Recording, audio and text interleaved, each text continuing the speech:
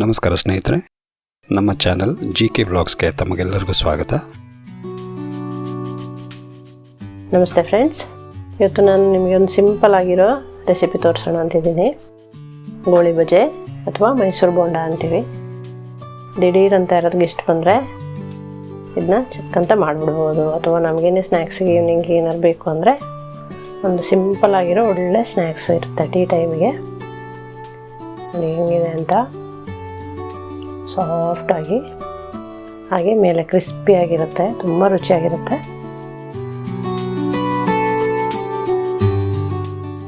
ಏನೇನು ಬೇಕು ಅಂತ ಮೊದಲೇ ನೋಡ್ಕೊಂಬರೋಣ ಬನ್ನಿ.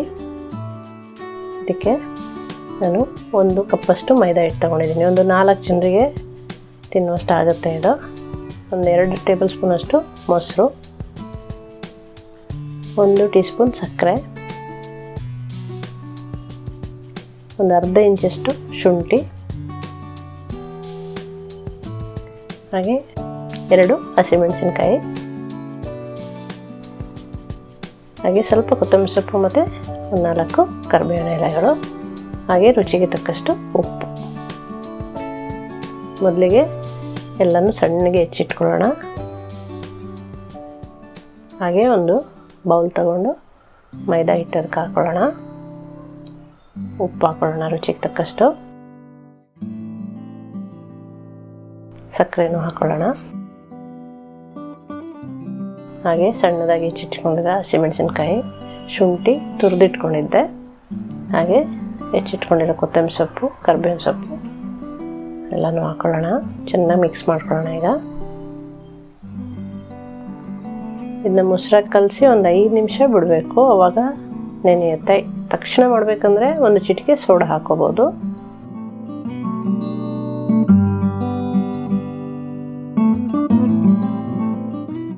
ಮೊಸರು ಹಾಕ್ಕೊಂಡು ಮಿಕ್ಸ್ ಮಾಡ್ಕೊಳ್ಳೋಣ. ಆಮೇಲೆ ನೀರು ಎಷ್ಟು ಬೇಕಷ್ಟು ಹಾಕ್ಕೊಂಡು ಕಲಿಸ್ಕೊಳ್ಳೋಣ.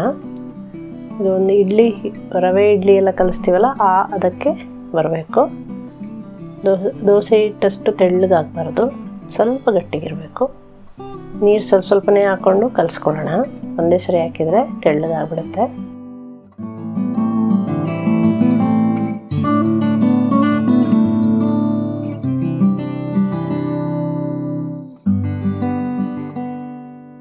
ಗಂಟುಗಳಿಲ್ದಂಗೆ ನೀಟಾಗಿ ಕಲಿಸ್ಕೊಳ್ಳೋಣ.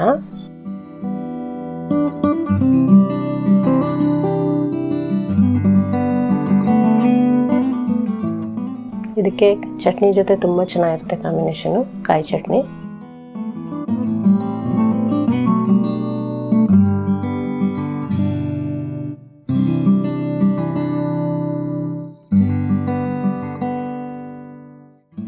ನೀಟಾಗಿ ಗಂಟುಗಳಿಲ್ದಂಗೆ ಈ ಥರ ಕಲಿಸ್ಕೊಳ್ಳೋಣ.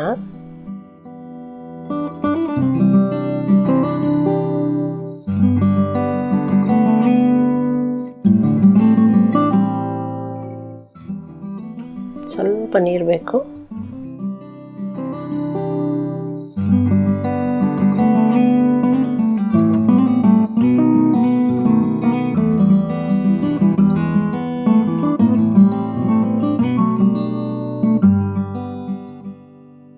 ನೋಡಿ, ಈ ಹದಕ್ಕೆ ಇರಬೇಕಿಟ್ಟು. ಕೈಯಲ್ಲೂ ನೀಟಾಗಿ ಕಲಿಸ್ಕೋಬೋದು. ನೋಡಿ, ಈ ಥರ ತೆಕ್ಕೊಂಡು ಹಿಂಗೆ ಬಿಡುವಾಗೆ ಈ ಥರ ಕೈಯಲ್ಲಿ ತೆಕ್ಕೊಂಡು ಹೆಬ್ಬೆರಳಲ್ಲಿ ಈ ಥರ ಮುಂದಕ್ಕೆ ತಳ್ಳಿದರೆ ಉಂಡೆ ಉಂಡೆಯಾಗಿ ಬೀಳುತ್ತೆ.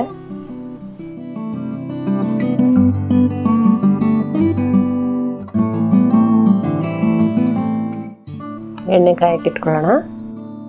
ಈ ಥರ ಸಣ್ಣ ಸಣ್ಣದಾಗಿ ಉಂಡೆ ದೂರಕ್ಕೆ ಬಿಡಬೇಕು, ಒಂದಕ್ಕೊಂದು ಅಂಟ್ಕೊಳ್ಳೋದಂಗೆ. ನೋಡಿ, ರೆಡಿ ಆಯಿತು.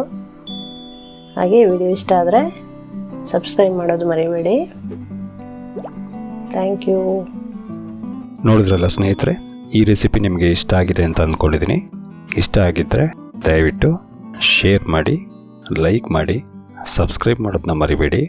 ಇದೇ ರೀತಿ ಮತ್ತೊಂದು ಹೊಸ ರೆಸಿಪಿ ಜೊತೆ ಮುಂದಿನ ಬಾರಿ ಭೇಟಿಯಾಗೋಣ. Thank you.